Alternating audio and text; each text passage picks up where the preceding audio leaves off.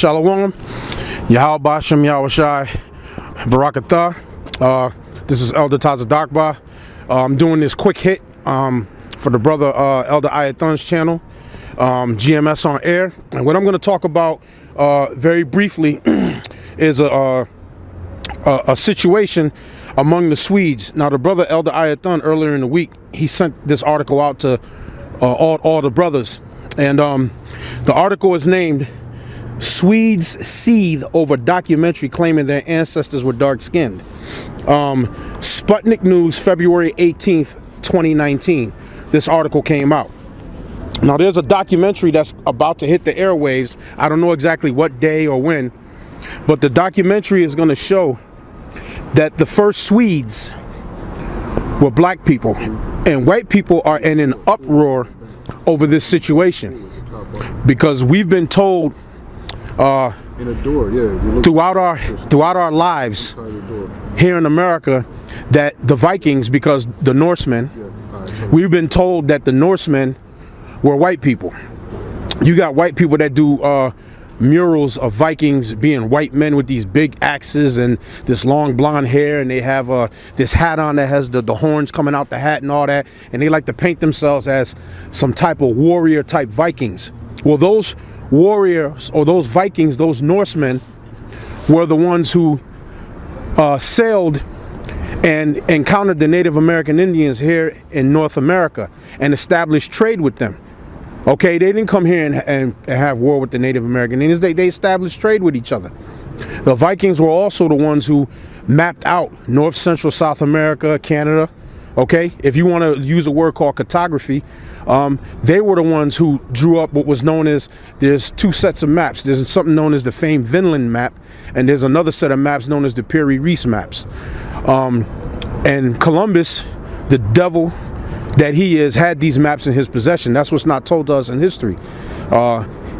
He had access to Vatican archives, which they had those maps, early maps that the Vikings had drew up of Canada, North, Central, and South America.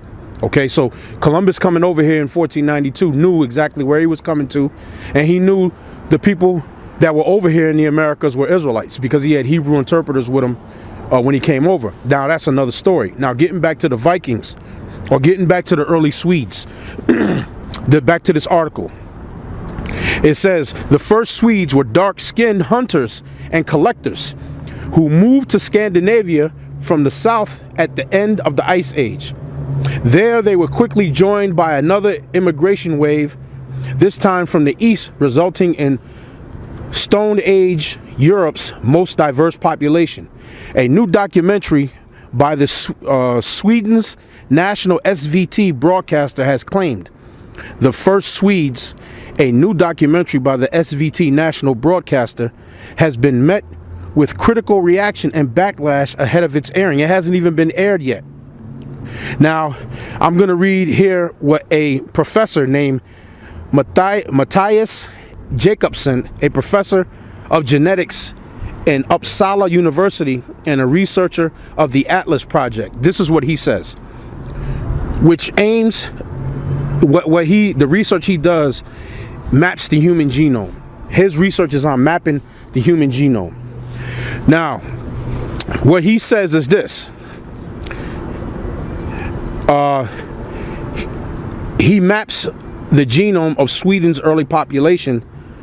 He stressed that unlike present-day Swedes, their ancestors had dark skin as a legacy of their African origin.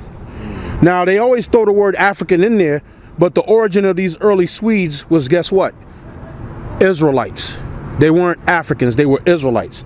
Their look was quite similar to the people that at that time lived in today's Luxembourg and Spain and Germany. Now, he's going back into history. He's talking about the early Swedes look like the same people that were in Luxembourg and Spain and Germany back at that time. He's not talking about in this time, modern day. He's talking about back at that time. Those early Swedes look like the same people that was in Luxembourg, Spain, and Germany. Their look would be quite unusual today. Blue eyes, with dark skin. Okay? Now, that's what the professor said, that the early Swedes would look like. I'm going to read the quote again. That would look like the people at that time that lived in Luxembourg, Spain, and Germany. Now, the people who lived in Luxembourg, Spain, and Germany back at those times, what did they look like? Now, some of you might say, oh, you black guys are crazy, especially those of you that's into the so-called whack conscious community, as we call it. Now you're going to say the Vikings is black now. First you're saying the Europeans is black, because to you, anything from Europe is white, which is a goddamn lie. But now I got some other irrefutable evidence. Benjamin Franklin, who was an inventor, he's the man that's on the $100 bill, right? We call him Franklin's, right? Now, let me pull that up. It's hard to try to put out information and just make it like 5 minutes. It's really hard to do that. But I'm just going to get to the point in this article. The name of Ben Franklin's article is called Observations Concerning the Increase of Mankind in 1751, is when he wrote this essay, okay? And it's called Observations Concerning the Increase of Mankind, 1751. Let me go to the bottom. Now, remember what we just read in that article about the early Swedes being black, and that the professor said that the people in Luxembourg, Spain, and Germany at that time looked the same as the Swedes that were in Sweden at that time, the early Swedes. Now, Benjamin Franklin says this.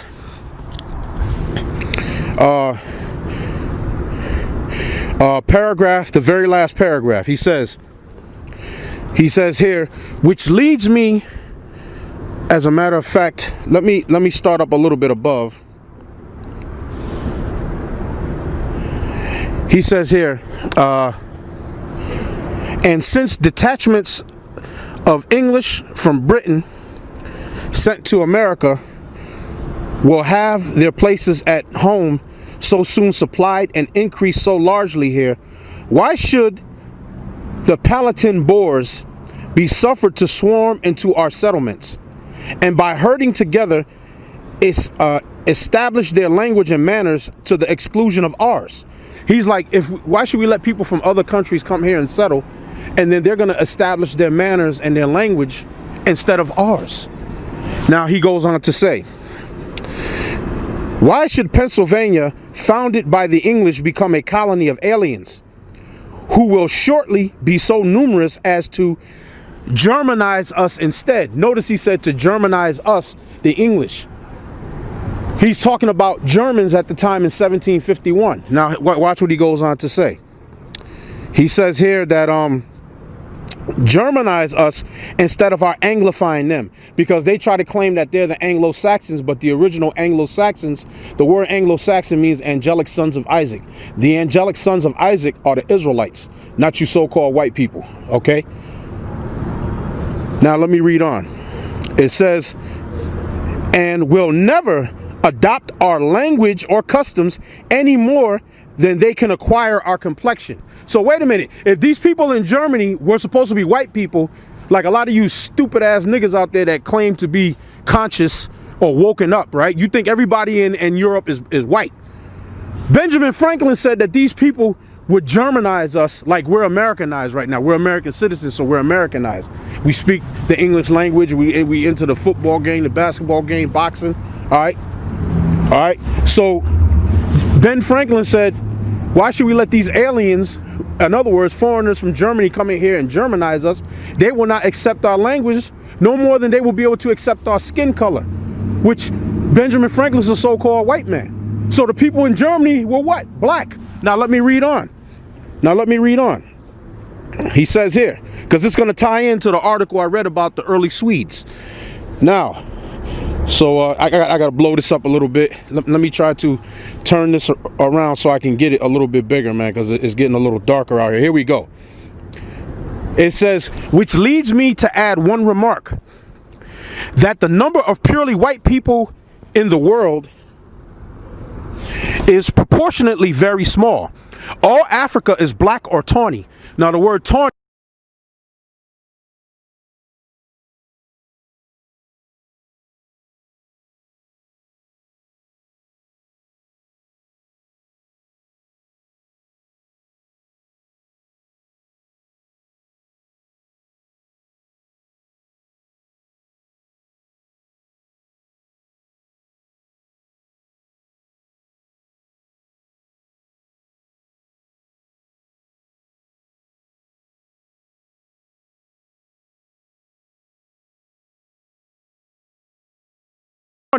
means like a yellowish brown, a reddish brown, which would be like what you white people call copper tone. Because you white people that go to these salons, you get a tan and you look like more orangish brown than anything else. So that's a copper tone right there. And a light brown, a copper tone, or a yellowish brown is what the word tawny means. So it means that they're a person of color. It's not a so-called white person. I'm gonna read again. All Africa is black or tawny. Asia, chiefly tawny.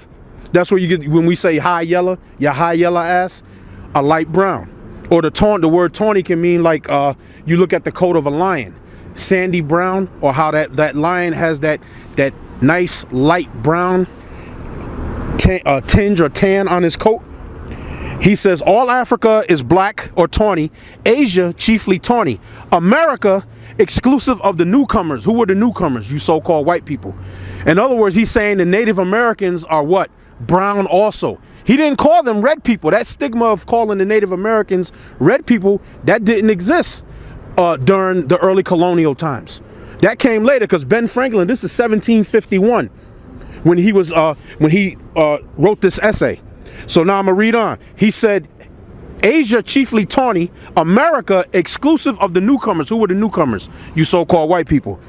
Wholly so. America was wholly so full of what? Brown people. People that were dark skinned and people who were tawny, right? And he says, and in Europe, the Spaniards, the Italians, the French, the Russians, and the Swedes are generally of what we call a swarthy complexion. Swarthy means they're black. So the early Swedes, like we read in that article about the Swedes were seething because a documentary is about to come out saying that the early Swedes were black and had blue eyes. White people over there is getting pissed off. But Benjamin Franklin in 1751 made this statement in an essay that was published 3 years later in 1754 and distributed everywhere. Right? Let me pull it back up because my screen went dark on me. Let me pull it back up. I'm gonna read it again. He says, and in Europe, the Spaniards, Italians, the French, the Russians, and the Swedes are generally of what we call a swarthy complexion, as are the Germans also. Remember he said in the beginning, don't let these aliens, these Germans come in and Germanize us?